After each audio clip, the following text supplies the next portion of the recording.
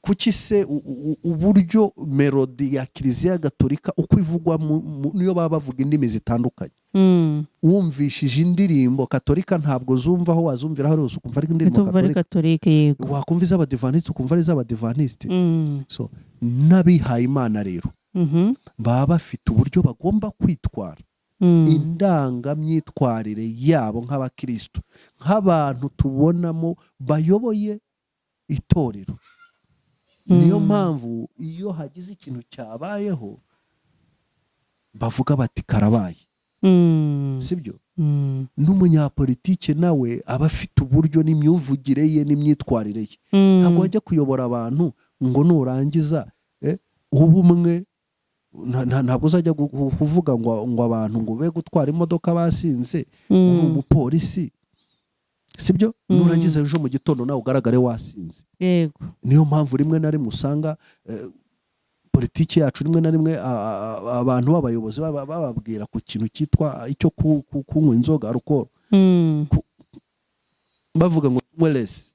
Yego umuyobozi wanyweye wagiye mu muhanda ugonza umuntu baraje bagushyizeho igipimo kandi uri umudepite ubwo se uri mu nteko ishinga amategeko ishinzwe gutora amategeko so n'abangaba rero nk'abihaye Imana nk'abakristo nk'umuntu uririmba yahogoje ubona amaso yayahombetse ntabwo haba hari ibintu batagomba kuvugwaho. Niyo mpamvu binaza muri media ntabwo ari we wa mbere wabo ufungishije umukozi cyangwa ukubitishije umuntu. Ubundi se ubona ari ikosa kuba umukozi w'Imana umuramyi umuntu uvugira Imana bicishije mu ndirimbo ashobora gufungisha umukozi amuzijije 100,000 nk'uko abivuga nk'uko nyir'ubwite abyivugira?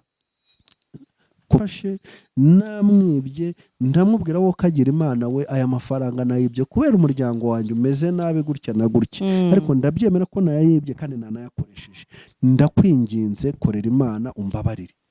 Umukobwa ariko umukobwa neza kwe wenda ashobora no kuba afite indi target wenda avuga ati ni donation nanjye nshobora kuzagera gutya nkakoresha iriya image nkakoresha ririya jwi abantu bakambona bakabona ko ndi umuntu mwiza ufasha abantu nanjye nkaba nakora organization nanjye nkabona impano kugira mbashe gufasha. Ni ukuvuga ngo rero mwikwitiranya ibintu mwikwitiranya uko mumuzi mu ndirimbo mwikwitiranya uko twe tubibona ko yagombaga gukemura ibibazo umukristo ahubwo uko yabikemuye ni wewe ngo nta bugingo afite ni ukuvuga ngo uriya muntu ni ukuvuga ngo igihe cyose atazaba ataratera intambwe ngo amuze kumusaba imbabazi aroburije umuntu kumusaba imbabazi kubera iki se yavuze amakosa n'ibiki ikintu cyakabaye kibaho nimba Rugagi abona koko hari ibintu yanavuze ngo nk'umukristo nimba atansabye imbabazi Imana ntizamubabarira ariko ntabwo Rugagi ari buzakenyura Mutesi niyo yapfa mu gitondo nimba rero bizapfa ni umurozi Mutesi aramutse agize ikintu aba Banyarwanda ubwo bukenya bwe muzamenya aracyari mutoya aracyari umugore mutoya aracyafite imbaraga nta burwayi afite naramuka akenyutse uzamenye ko akenyuwe na Rugagi.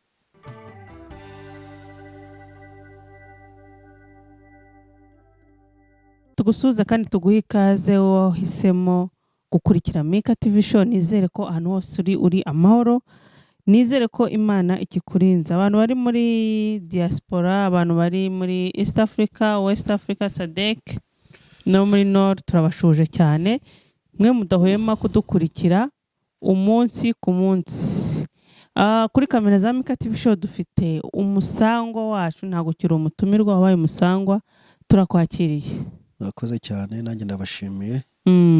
Yes, reka dusuhuza abantu natwe inshuti zacu abadukurikira bari hirya no hino, aba mu mpande enye z'isi cyangwa se no mu Rwanda ndetse n'abavandimwe bacu bari hakurya Burundi cyangwa Mesisi Manembwe hose bumva ururimi rw'ikinyarwanda, abari muri Tanzania bose turabasuhuje ndetse ni Bugande. Yego turabashuje cyane, biyumvemo ikaze muri iki kiganiro. tugira amahirwe yo kongera kukwakira kuri kamera za Mika TV show. Nizere ko ubuzima bumeze neza, buragenda, kazi karagenda. Yes, karagenda, ni amahoro. Usibye yuko tukomeje gukaza ingamba bijyanye n'icyorezo, Marburg imeze nabi. Ni ukuvuga ngo abantu aho bari hose bakomeje kwirinda hose, aho ugenda hose. Numureba ko nagendanye iyi ni desinfectant. Aho ugeze hose, aho ugenda hose, aho uhuriye n'umuntu, nimba ukoze ku muntu, ni byiza yuko wafata sanitizer uka desinfecta mu intoki zawe. Birakazi. Tugire inama ahubwo neza nk'umuntu ukora kwa muganga ngo bimeze bite? Abantu bakomeje kwitaba Imana, ntabwo twavuga ngo ni ku rugero ruhanitse. Ariko niyo tubuze umwe nabyo nakaga, cyane cyane ko yahereye mu bantu bakora muri serivisi y'ubuzima. Yego. Yes, abantu benshi bamaze rwose gutaha kubera iyi ndwara ni abantu bakorera kwa muganga, ni abadokiteri. So ngira ngo rero kubera yuko ngira mwabonye itangazo rya Minisiteri y'Ubuzima, mwabonye ibyo minisita yavuze. Ngira ngo rero wenda kuba ariho yahereye, murabizi yuko iriya ndwara ishobora kumara hagati y'iminsi 4 n'ibyumweru 2 itaragaragara ku muntu kandi ayifite. So niyo mpamvu rero binasabwa cyangwa se bakomeje gusaba yuko umuntu uwo ari we wese ushobora kugaragaza ibimenyetso agomba kugira gute kwihutira kujyanwa kwa muganga. Hari abantu ibintu byatangiye kubuzanwa, ababyeyi gusura abana ku mashuri kugira ngo utabayimushyira. Abantu bari kwa muganga, abantu babagemurira nabyo hari mezire zafashwe. Bivuze ngo rero mu kugira ngo harushwe gufatwa ingamba zo gukumira kiriya cyorezo kuko kigumya kudutwara abantu umwe ku wundi. So no kuvuga ngo nimba muganga yarayizanye akayijyana iwe naho abantu ubwo ngubwo bari mu kato kubera yuko nawe ashobora kwigenda n'ibyumweru 2 ajya muri serivisi ahura n'abandi bantu akaba nabo yabanduza. Agenda mu modoka uko abantu cyangwa tugenda dusuhuzanya bya bindi byacu. Ikintu abantu banza kwitwararika cya mbere, abanyarwanda dukunda guhana ibiganza. Abantu nibitwararike guhana ibiganza kuko bumwe mu buryo iriya ndwara ntiyandurira mu mwuka ahubwo yandurira mu matembabuzi cyane cyane. So ibyuya rero ushobora kubyuya bya bishobora kwanduza mugenzi wawe. Niyo mpamvu rero abantu bakwiye kubyitaho ikintu cyo gusuhuzanya rwose, abantu bakireke. Kuko umuntu umwe ashobora kwanduza abantu 100 mu munsi umwe bitewe no kugenda usuhuzanya. Mu rwego rero rwo kugira ngo abantu bakumire ubwo bwandu, nuko mezire zose Minisiteri y'Ubuzima irimo itambutsa bakwihutira kuzikurikira. Ikimenyetso cya mbere kiranga umuntu urwaye ufite iriya virusi ya Marburg ni ikihe? Harimo kugira umuriro, kubabara umutwe, harimo gucibwamo, kuba yaruka cyangwa agahitwa. Ibyo ni bimwe mu bimenyetso principal ushobora kubonana uriya umuntu ufite kiriya cyorezo. So rero umuntu ugaragaje kimwe muri ibyo bimenyetso ko yihutira kujya kwa muganga kugira ngo bamusuzume, barebe yuko atari ubwo bwandu. Kuko ni byiza yuko bamenye yuko gifite mbere batangira kukuwitaho hakiri kare. Kuko iyo utinze kimwe mu bimenyetso itera umuriro mwinshi cyane ku buryo inyama zimwe zo mu nda zishobora kwangirika ugapfa. Rero dukomeze dukurikira amakuru umunsi ku wundi, ntitubikereze kubera yuko tubona tutari muri karantene. Ntitwifuze ko abantu bongera kubasubiza muri karantene. Ariko abantu batitwararitse ingamba zirimo zitangwa ntibizabatungure mwongeye kubona abantu babasubije muri karantene. Muri guma mu rugo. So ni indwara ubundi dahuta kwandura y'abantu bakurikije ingamba. Uravuze uti mu matembabuzi, mu byuya, mu macanzwe, abantu basomana ko babireka, indangamirwa ziba zihanganye. Abagira gute abasuhuzanya, guhana ibiganza. Ushobora kuba mfite ibiganza byanjye birimo icyuya cyangwa nanagusuhuza nkahita nkaraba. Yego, ibyo ngibyo rwose gusuhuzanya abantu nibabireke, bazaba basuhuzanya ariko icyorezo cyavuye mu nzira. Yego. Ubu se abantu bafite ubukwe muri iki gihe ntibagowe? abantu bafite ubukwe nabwo buriya ibintu byose biterwa n'uko babona ubwandu burimo bw'imiritipuriya. Bibaye ngombwa ubukwe nabwo bushobora guhagarikwa kugira ngo kontakte z'abantu, nuko ubu ngubu ahantu hahurira abantu benshi ni ko ingamba zikazwa kurushaho. Ngaho nguko rero ari amakuru avuye kwa muganga. Reka tuyikomereze ibiganiro bisanzwe, ariko nabyo biba ari byiza mu buzima ko tumenya uko iyi virusi imeze n'ukuntu umuntu yayirinda. Hari abantu baba babifashe nk'imikino batazi ko abantu bari gupfa cyane. Ni byiza ko nabyo wenda biba bitambutse, umuntu akaba yabwira nubwo hatakumva benshi nibwo hakumva umwe aba ahagije. Hanyuma rero twigendere umuntu witwa, ubwo tugiye mu gisata cya kiyobokamana aho ibintu bimaze kudogera, bigumye bidogera uko iminsi ije n'uko ihise. Tubona saga nyinshi mu bantu bita cyangwa biyise abakozi b'Imana, abantu bitwikira izina ry'Imana. Aho byatangiye ari Aline Gahongayire, bivugwa yuko hari umukozi waje kuri kamera avuga ko yari umukozi we, avuga ko bamufungiye 100,000. Ngira ngo iriya nkuru warayumvishe. Iriya nkuru wayumvishe gute Rukundo? Iriya ni inkuru umuntu kubera yuko kugeza kuri aka kanya ntabwo umuntu yayiha intera ndende, kubera yuko nta barayinjiramo, yaba ari Aline Gahongayire ngo abe yaratanze wenda. Aline Gahongayire yarabivuze ejo. Yaravuze ngo uwo muntu ntawazi, ngo icyazi ni igitaramo afite mu Bubiligi, ngo ahubwo ni mumbaze ngo stage imizite. Voilà. Ni ukuvuga ngo uriya ni umuntu afata nk'umuntu uciriritse, nicyo bisobanuye. Urumva? Umuntu akubajije ni nka wa wundi wavuze ngo ntimumbaze les imbéciles do Kamenge. Urumva? Ni ukuvuga niko gacira bamuha. So kuko ntabwo umwana abyutse mu gitondo ngo yibone kuri kamera avuge. Niyo yaba afite, turabizi ko hari abantu nabo uyu munsi baba bashaka kureba ibandi imboga mu menyo, akamenya agasaga kabaye iwawe no mu rugo iwawe, agaca mu mukozi cyangwa n'umugore cyangwa n'umwana kugira ngo abashe kwexpose ibintu byabereye mu rugo. So ntabwo twavuga ko uriya mukobwa ari wagiye gushaka umunyamakuru wenda ngo gira ngo amuhe inkuru, cyangwa se umunyamakuru ntitwamenya uwasanze uwundi. Ariko nanone nta nubwo umwana mu by'ukuri yabyutse mu gitondo ngo aze kuri kamera avuge Aline Gahongayire kubera ihe mpamvu. Icyo nicyo umuntu yatekerezaho. So ibyo ari byo byose harimo akantu kuba barabanye, icyo ni kimwe, kuba bataratandukanye neza icyo ni ikindi.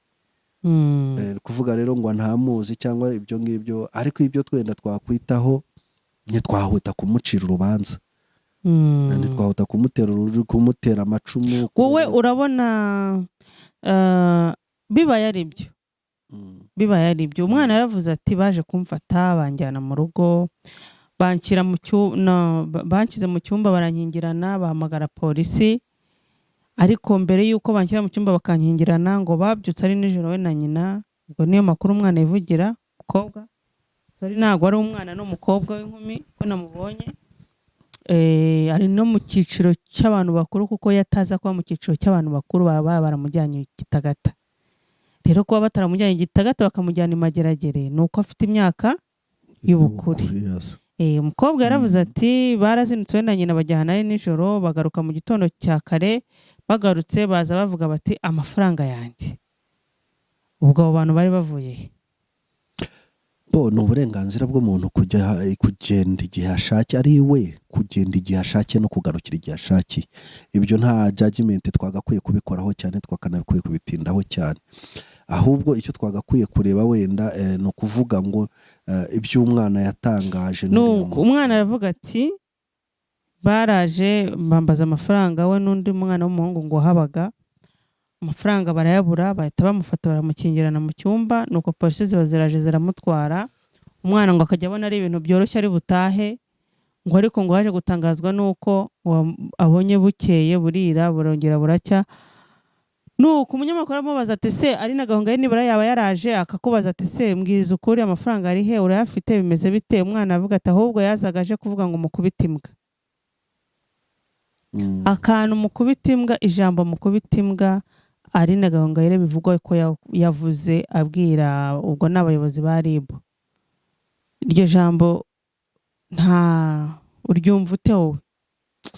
Erega buriya rero urumva hatarimo akantu k'isebanya kandi kuri leta muri politiki. reka wenda ako kuvuga ngo bakubita imbwa n'ibindi wenda shobora kuba ari amakabya nkuru cyangwa se umuntu yabifata uko abishatse uko ari kose. Ariko mu by'ukuri tudashatse guharabika umuntu cyangwa se ngo tunamuremere ibyo yavuze cyangwa atavuze, ko yavuga ngo nibakubita imbwa no kuvuga ngo nibakubita igisambo, numva nta hantu umuntu yabitandukanyiriza. Ahubwo wenda igisambo se cyabimbwa mbere y'uko bigisambo buryo banza kubimbwa, nubwo utari imbwa izunguza umurizo ariko bimbwa muntu, kuko utagiye none se umugabo ararwana ashakisha umugabo agerageza yari mu bibazo kwirwanaho, ariko umugabo wagiye kwiba ntabwo aba akiri umugabo, aba yataye umurongo. Niyo waba uri mu ruhe rwego ruhanitse ariko ukarangiza wibye rwose wayikwita ntabwo yaba akabije kuri jyewe. Njye niko mbyumva. Yego. Ariko wenda ikintu abantu bakunda gutindaho cyangwa n'izo nkuru impamvu abantu bazitindaho, niyo nahoze mvuga ngo twirebera abantu mu matitire, sibyo? Reka twe kureba nini tureba Gahongayire nk'umuririmbyi, sibyo? Nk'umuntu bavuga ko ari umuntu w'umukristo, ibyo turabihinda interpretation. Yego. Yes, abo ni abantu bakwiye wenda ko aririmba indirimbo z'Imana, abantu bumva ngo ni umuntu w'Imana. Nta muntu w'Imana ubaho, nta n'umuntu utari uw'Imana ubaho. Abantu bose n'ab'Imana n'ibiremwa by'Imana. Ariko hari abakorera Imana. Ni ukuvuga ngo buri kintu cyose mu buzima, nubona umunyamategeko hari deontology, imyitwarire, kode cyangwa indangamyitwarire y'umwuga w'umuntu akora. Umunyamategeko afite ibyo abwirizwa n'ibyo atabwirizwa. Umucamanza ntushobora kumuzanira urubanza ngo urumushyire imbere kandi we mbere atangira yumva ibimenyetso. We muri prejijoma ye ashobora kumva ko uyu muntu ashobora gutsinda cyangwa agatsindwa, ariko igihe umunsi yo guca urubanza utaragera, ntabwo ashobora kwereka umuntu position arimo. Iyo ngiyo iyo ni imwe muri deontology, indangamyitwarire y'abacamanza. N'abakristo rero cyangwa abo bapasiteri n'ibiki cyangwa n'abandi mujya mumva padiri avuga nimugera amahoro ya kireseto, ziriya n'imvugo baba baragize bararemye ku buryo yumvishe ko kumva ko iturutse mu muntu w'Imana, sibyo? Kuki se uburyo melodi ya Kiliziya Gatolika uko ivugwa niyo baba bavuga indimi zitandukanye, wumvishije indirimbo Katolika ntabwo zumva aho wazumvira aho hose ukumva ari indirimbo Katolika, yego, wakumva iz'Abadivantisite ukumva ari iz'Abadivantisite. So n'abihaye Imana rero baba bafite uburyo bagomba kwitwara, indangamyitwarire yabo nk'abakristo, nk'abantu tubonamo bayoboye itorero. Niyo mpamvu iyo hagize ikintu cyabayeho bavuga bati karabaye, sibyo? N'umunyapolitike nawe aba afite uburyo n'imyuvugire ye n'imyitwarire ye. Ntabwo wajya kuyobora abantu ngo nurangiza ubumwe, ntabwo uzajya kuvuga ngo abantu ngo be gutwara imodoka basinze, uri umupolisi, sibyo? Nurangiza ejo mu gitondo nawe ugaragare wasinze. Yego. Niyo mpamvu rimwe na rimwe usanga politiki yacu rimwe na rimwe abantu b'abayobozi bababwira ku kintu cyitwa icyo kunywa inzoga, alcohol, bavuga ngo wellness. Yego. Umuyobozi wanyweye wagiye mu muhanda ugonza umuntu, baraje bagushyizeho igipimo kandi uri umudepite, ubwo se uri mu nteko ishinga amategeko ishinzwe gutora amategeko. So n'aba ngaba rero nk'abihaye Imana, nk'abakristo, nk'umuntu uririmba yahogoje ubona amaso yayahombetse, ntabwo haba hari ibintu batagomba kuvugwaho. niyo mpamvu binaza muri media. Ntabwo ari we wa mbere waba ufungishije umukozi cyangwa ukubitishije umuntu. Ubundi se ubona ari ikosa kuba umukozi w'Imana, umuramyi, umuntu uvugira Imana bicishije mu ndirimbo ashobora gufungisha umukozi amuzijije 100,000 nk'uko abivuga, nk'uko nyir'ubwite abyivugira? Kumufungisha ntabwo ari amakosa. Nimba yaribye akamufungisha ntabwo byaba ari amakosa, nubwo bayivuga ko amurenganya. Kuko uriya muntu wihaye Imana, nibyo mbabwira ngo nimba umuntu ari mwiza 99 n'igice, wenda 100% icyo gice kugira ngo agire 100%, sibyo? Wenda nimba ari mwiza 99.5, wenda ushobora gusanga ibyo bice 5 ari byo biterwa nuko ari mu idini runaka, cyangwa ari uwihaye Imana, cyangwa ari pasiteri, cyangwa ari padiri. Ubundi umuntu mwiza aba mwiza, umuntu mubi aba mubi, atitaye ku idini avukiramo, asengeramo cyangwa ahavukira. Hari abantu b'abapagani barusha abihaye Imana umutima mwiza, wowe n'impuhwe zo gufasha. Ibyo ni ibintu tuzi tubonesha amaso. Ni ukuvuga ngo rero nawe ririya tegeko rihana, cyangwa se ziriya nzego zishyiraho kugira ngo zihane abajura, nawe zifite uburenganzira, nawe afite uburenganzira ko zimurenganura nk'umunyarwanda wabakoreye icyaha.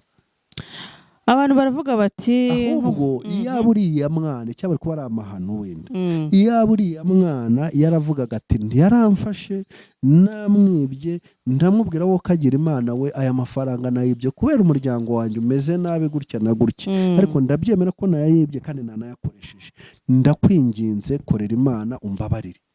Umukobwa ariko umukobwa avuga yuko ababyeyi be baje babimenye bakaza bakabwira Aline Gahongayire bati 100,000 turemera tugurishe n'isambu, amafaranga aboneke, ariko umwana wacu areke gufungwa, umukureho rwa rubanza atahe. Aline Gahongayire arabyanga. Sinibaza aho ngaho, erega nta inkuru igisohoka yakagombye, ngira ngo hakagombye kubaho kuyanariza, hakagombye kubazwa impamvu zose. Kugeza kuri aka kanya ntiturabona uruhande rw'ababyeyi buriya mwana nabo bagaragara bavuga yuko koko uriya muntu, Jesse nibaza inyungu yaba yari afite yuko umwana bamufunga kandi ababyeyi bagaragaye bakavuga bati turashaka kwishyurira umwana wacu. Bibaye byaba ari ugushaka kumubabaza, byaba ari ubundi bugome, sibyo? Ariko nta makuru dufite na imwe bitwemeza. Reka rero twe gufata biriya bintu byose ngo tumuhindireho cyangwa tubimworoseho, tumugire iciro ry'imigani cyangwa tutangire kumutera amabuye. Ariko inkuru kumeza ukwayo kaba ari agahomamunwa, umuntu usenga Imana ugera imbabazi kwe kugera gute, sibyo? Haramutse bigaragaye yuko harabayeho approachment imwe cyangwa ebyiri kugira ngo ikibazo cy'uriya mwana kirangire akabyanga, cyaba ari ikibazo. Ariko nanone kubera ko nta makuru dufite igihumbi yose rimwe kurindi, nanone tudafata hano tugahita dukuensa uriya muvandimwe, kandi none wenda yaba nabeshyirwa. Uriya ashobora nawe kuza kuri kamera akabivugana ububabare, ariko nta kuri kurimo. Ubundi rero ikintu kijyanye n'itangazamakuru ry'umwuga n'ibindi rigira ibimenyetso, nta kintu wakagombye kuvuga, nta temoyage yerekanye cyangwa RCS cyuko yafunguwe, yarafunguwe, ariko baramubajije se harimo n'100,000 cy'ibyazize. Ariko ntiyariho yuko yafungishijwe na Gahongayire. Avuga ko ngewe ibintu mvuga kuri kamera nubwo yaba ari mu buyobozi nabusubiramo kuko dosiye yangira hari muri RIB. Dosiye yerekanye yazanye dosiye imufungura, ariko ntiyazanye dosiye tutanswa iyo muri RIB y'ubushinjacyaha igaragaza icyaha n'uwo yagikoreye. Igihe atarabigaragaza rero reka twe kwihuta natwe kugira ngo twe guhita uriya muntu tumugira umunyacyaha cyangwa se tumucireho iteka. Hanyuma rero abantu bakavuga bati Aline Gahongayire nk'uko tumuzi bizwi ko afasha abantu batishoboye b'imfubyi, ndetse hari n'abana yagiye arihira abicishije mu muryango witwa Ndi Neza Organization. Sinzi niba mbivuze neza, ariko harimo Ndi Neza, niba ari foundation niba ndi organization ntago mbizi, ariko ni ni proje yiwe ya Aline Gahongayire. Bamwe bakavuga bati ntago byari bikwiriye yuko umuntu tuzi ugira ubuntu, ugira urukundo, ugira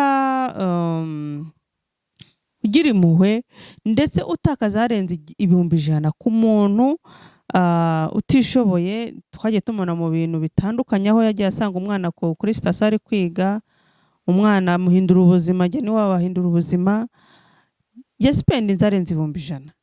Bamwe bakavuga bati ibintu bibaye ari byo byaba arimo ubugome, kuko Aline Gahongayire ntabwo ari amafaranga nibaza ko ari iya mbere yababuze ku buryo yafungisha umukozi. Bari bamaranye imyaka 3 kandi ngo mu byo yari ashinzwe harimo gutunganya icyumba cye. Kuba bari bamaranye imyaka 3 yaramuhembaga, sibyo? Ahubwo ubwo nkibaza ikibazo cyanjye kigira kiti ntabwo kumwiba ntabwo ari igihembo yihaye. Kuba rero ese noneho dushyigikire yuko uriya mwana yamwiba akamwihorera? Yakamwihoreye, yakamwihora akamubwira ati imyaka 3 tumaranye nibura hari byiza wakoze, wenda amafaranga wari uyakeneye, reka nkwirukane igenda. Reka mbabwire kuko burya gufungisha umuntu nawe shyira mu nyurabwenge, gufungisha umuntu imwaka. Nibyo mbwira abantu, mureke kureba imaje mubona y'umuntu inyuma, mureke gufata amateka y'ibyo umuntu mubona. Umuntu nuri mu muntu.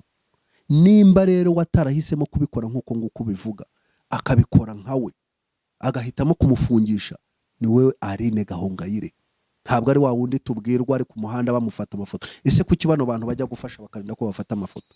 Bibiri tubwira ngo iki? Bitubwira ngo nidukoresha ikintu ineza n'akaburyo ngo nakimumaso nikazabimenye. Kuki abantu bajya kugira neza bakajyana kamera? No kugira ngo bimenye yuko ari beza.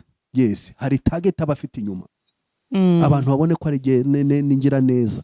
Sibyo? Abantu bo bari ugukuza izina ryabo. Yes. Kuki se umuyobozi ajya gukoresha inama avuga kuri mitiweli, reka tuvuge urugero, cyangwa umuyobozi wa polisi yajya kuvuga ngo umutekano mu muhanda gerayo amahoro, bakamutunga kamera? Nuko babwira leta ikwire hose, buri muntu wari we wese w'umunyarwanda abashe kuyibona, ihite kuri televiziyo, ihite kuri YouTube, ihite hehe, iyo nkuru igere hirya no hino, banamenye ko yavuzwe na runaka ubifitiye ubushobozi. Noneho bamenye ko na cya kintu ari kibi cyangwa cyiza. So nabariya rero kwikurikiza kamera nuko baba bashaka kuba celebre, baba bashaka kwamamaza ibyo bakora.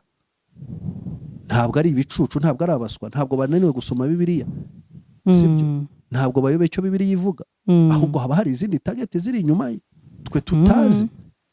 Wenda no gukwirakwiza ivugabutumwa no kugira ngo agaragaze ishusho yo kugira neza kwe. Wenda ashobora no kuba afite indi target, wenda avuga ati ni donation, nanjye nshobora kuzagera gutya nkakoresha iriya image, nkakoresha ririya jwi, abantu bakambona bakabona ko ndi umuntu mwiza ufasha abantu, nanjye nkaba nakora organization, nanjye nkabona impano kugira mbashe gufasha. Ni ukuvuga ngo rero mwikwitiranya ibintu, mwikwitiranya uko mumuzi mu ndirimbo, mwikwitiranya uko twe tubibona ko yagombaga gukemura ibibazo nk'umukristo, ahubwo uko yabikemuye ni wewe uriye. Yes. Niho hahandi ejo bizagutungura ukajya kumva pasiteri hariya mu rusengero arimo aronga ingo, ariko ejo bwazagera gutya mugasanga n'umugore wa 3 ashatse. Yes. Ibyo ngibyo rero uwo afite muri we mushobora kuza kumubwira ikibazo, sibyo? Cyabagoye mu nk'abakristo, sibyo? Akakibabwira neza cyane akoresheje n'imirongo ya Bibiliya, kuko abayizi, akababwira ko gutana, akababwira kwihanganirana, akababwira n'icyo Imana ibivugaho, akabunga mukagenda. Ariko we ntabishobore, kubera uwo ari we ntabwo abishoboye. Nawe rero kuba yatarabashije kumubabarira akamufungisha, nicyo afite, nicyo ashoboye. Urakoze cyane. Tukiri ku bakozi b'Imana, reka twigendere kwa Bishop Rugagi. Ngira ngo Bishop Rugagi uramwibuka, se ko muze Bishop Rugagi ugaseka? ni ukubera yuko ni umuntu w'umusitari, ni umuntu uri celebre, ni umuntu uzwi mu bantu bakomeye muri iki gihugu. Mvuze Bishop Rugagi habona ubita umutwe uzamuye, hari ibyo wibutse? Hari inkuru nabonye, reka tutarayinjiramo. Reka twibutse abantu ko Bishop Rugagi niwe muntu wasengeye cyangwa wahanuriye Miss Umunyana Sanita ko azaba Miss Rwanda, arangije arafeiringa. Ariko arongera avuga ati reka Miss navuze si uyu nguyu, arongera avuga ati ngenda bihanuye nitwa Bishop Rugagi, ibintu bizasohora. Ntago tuzi uko byagenze, niba ari uko hari kugira ngo izina rye rizamuka abone abayoboke, cyangwa afite izindi nyungu, cyangwa hari ukundi kuntu habayemo propaganda. Tuye ko natubona Umunyana Shanita abaye Miss East Africa, nubwo nabyo ntacyo byamumariye. Ngira ngo imodoka yemerewe cyangwa yahawe ku mafoto no kuri kamera mu gihugu cya Tanzania, byarangiriye hari imodoka yamugatereka ko hari uko yifotozanya, ibyawe bizaza nyuma, kugeza n'ungu ntago biraza. Hanyuma rero uyu Bishop Rugagi nanone niwe muntu wari ufite urusengero hano mu mujyi hafi y'Inkuru Nziza, sibyo? Yagaragaye afite ikintu kimeze nk'igiseke, ari kuvuga ati, ari mu rusengero avuga, abwira abantu bati urashaka imodoka tura, urashaka Range Rover tura, urashaka inzu nziza tura, niba udatuye nta nzu uzabona, nta modoka uzabona, nta mafaranga uzabona, nta mugabo uzabona. Wayumvisha filozofi? Uyu munsi rero umuntu witwa Mutesi Scovia n'umuntu witwa Bishop Rugagi, aho umwe ari guca undi ari kuhacisha umuriro. Mutesi Scovia yaragize ati inzu ya Bishop Rugagi iri i Muhanga ya etage, yarayifashe igice kimwe kigiramo restaurant, ikindi kigiramo akabari, hasi hagira urusengero. Ubaye uri umupagani koko aho hantu wowe urumva koko wahasengera? N'ibindi bintu byinshi bitandukanye. Hanyuma rero Bishop Rugagi we yamushubije nk'umuntu wasizwe amavuta, agira gutya: ntabwo yandagaza mwene se, ahubwo asanga mwene se. Bivuga ngo n'ubugingo buhoraho Mutesi ntabwo afite, kugeza umunsi azansanga nk'umutambyi akansaba imbabazi, kugeza umunsi azatera intambwe akansaba imbabazi. Igihe cyose ataransanga ngo ansaba imbabazi, nkurahiye iba Imana ihoraho. Rugagi umubaze urusengero rwa Rugagi afite inzu i Muhanga, sibyo? Igice cyo hejuru kibamo rogi, icyo ku ruhande kibamo butike, ikindi yari yarakigize urusengero. Wowe nubwo waba uri umupagani, aho hantu hakwiye kuba ari ku rusengero, kuri rogi no ku tubari. Ryatangiriye ngayo nguko. Bishop Rugagi aragira ati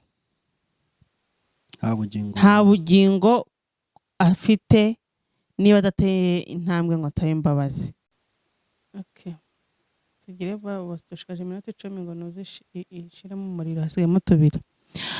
Bishop Rugagi aragira ati Mutesi Scovia nta juru afite, nta n'ubugingo azabona nataza ngo ataye imbabazi. Ikibazo cyane kikagira kiti Bishop Rugagi asigaye atanga ijuru. Biriya ni ugukabya. Reka wenda tubihere ku kijyanye n'uburyo nyirango byatangiye umunyamakuru amubaza amubwira nyine iyo nkuru ko Scovia yavuze n'ibindi. Undi aravuga ati uriya ni umubyeyi, ati ni umuntu mukuru, ni umuntu wakabaye ajya kuvuga akabanza kumenya ibyo avuga n'ibiki. Ariko reka turebe byo kuvuga ngo ahubwo genda abona Rugagi umuntu yamwita umurozi. Ubaye wa kabiri umurozi nimba determine akavuga ngo umuntu ngo nta bugingo azabona, ngo nta bugingo afite, nta bugingo afite. ni ukuvuga ngo uriya muntu, ni ukuvuga ngo igihe cyose atazaba ataratera intambwe ngo amuze kumusaba imbabazi. Aroburije umuntu kumusaba imbabazi kubera iki se? Yavuze amakosa n'ibiki ikintu cyakabaye kibaho. Nimba Rugagi abona ko koko hari ibintu yanavuze ngo nta murusha n'abantu, ngo nta namurusha n'ubushobozi, yavuze ibintu byinshi acishije buvuga ati je nk'umuntu yamana ati niyo nareka abakristo banjye bakamwataka, niyo nakoresha ubushobozi mfite, aturiya nta n'icyo avuze imbere yanjye rwose.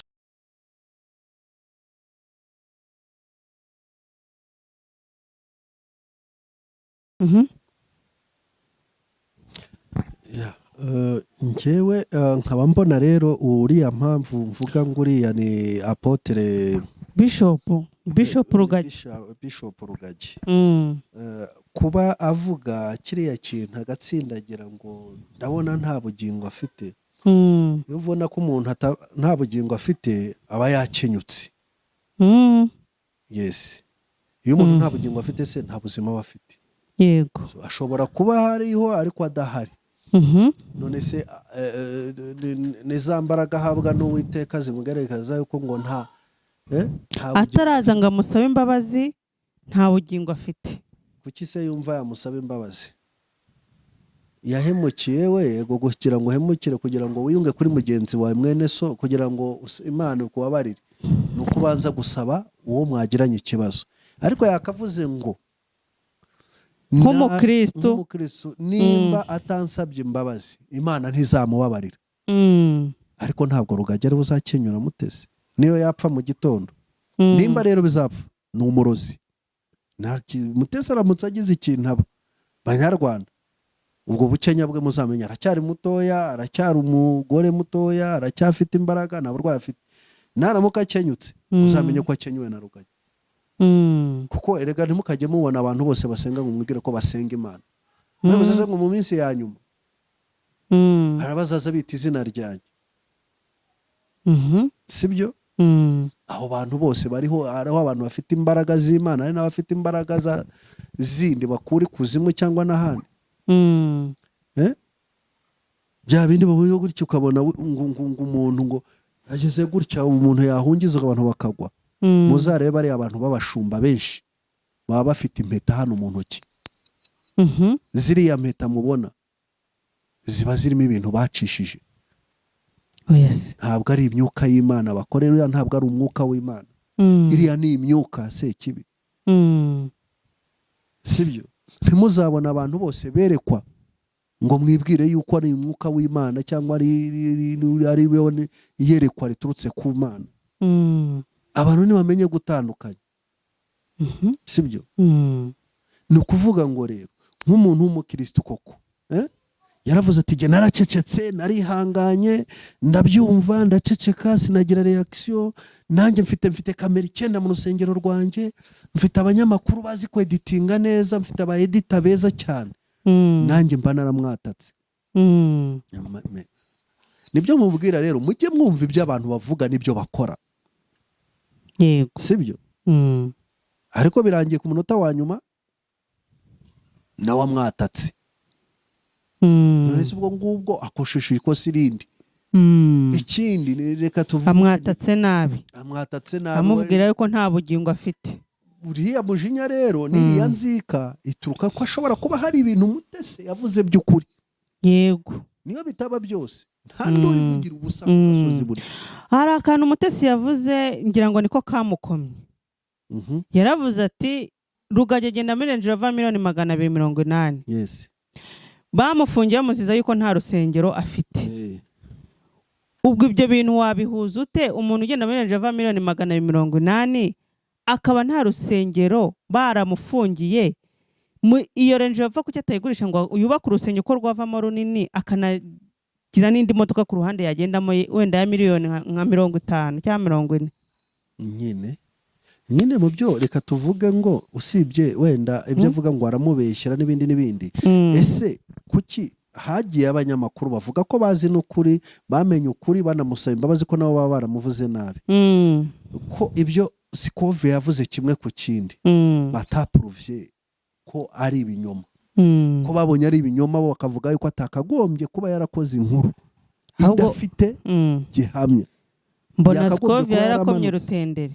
Akaba yaramanutse akajya kuri tera akareba we ko yayikoze atarebye, noneho bariya bakaba baragezeyo kandi akaba yari yemeje kunyomoza inkuru Scovia yamuvuze. Kuki ataberetse aho iyo etaje avuga nimba ari kuki atamweretse aho hantu afite urusengero nimba ari mu Ruhango nimba ari hehe, abwira ati dore njye urusengero arwerekane, yerekane titre de propriété, avuga ati dore urusengero n'urwanjye, dore UPI namba yanditse kuri jyewe. Ati Scovia urambeshyera, dore jewe sinkwiye no kugira ikintu mvugana na uriya ni umunyamakuru ubeshya nawe uvuga nta kintu avugiraho. Yego. None se ninde ubeshya hagati ya Rugagi na Scovia?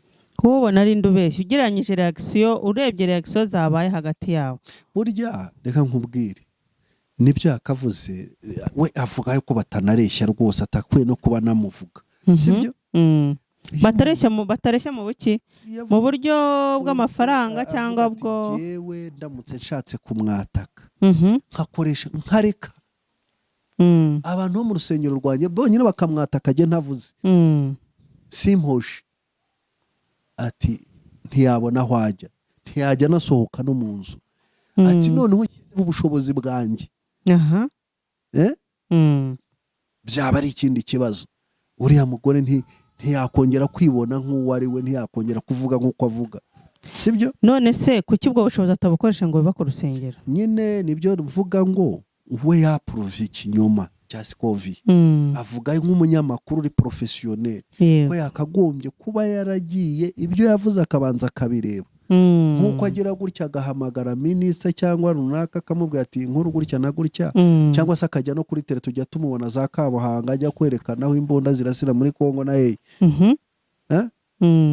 Ariko undi nawe yabeshyuje inkuru, abeshyuza inkuru, ariko noneho ntiyagaragaza yuko bya bindi yamuvuze ari ubusa. None se ninde ufite ukuri, ninde utagufite? Ni Rugagi ugufite cyangwa ni Scovia? Njye mbona ari Scovia ufite ukuri. Buriya se reka dutegereze Scovia, ntekereza ko Rugagi ukurikije speech ukurikije ikiganiro gishize atavuga umuntu nka Rugagi yari yaramutsinze, ariko atsinzwe ku munota wa nyuma. Gutsindwa ku munota wa nyuma, gutsindwa rero ikintu cyamutsinze niki? Nuko hari ukuri ishobora kuba yaravuze kukamubabaza. None se ntitubizi ko yagiye mu Ruhango se ntiyarafite urusengero era mu nkuru nziza se yabonaga abakristo benshi se, abanyaruhango nibo batura benshi kurusha se ab'i Kigali, tuvugishije ukuri. Kuki se nta rusengero afite i Kigali? Ni Muhanga ni Ruhango? Ni Ruhango, we yavuze ko ari Ruhango, ntabwo ari Muhanga, agiye yazimbizi. Ariko mu magambo yavuze ko we yavuze ngo Scovia yavuze Muhanga kandi atari byo, ahubwo urusengero rwe ruri mu Ruhango.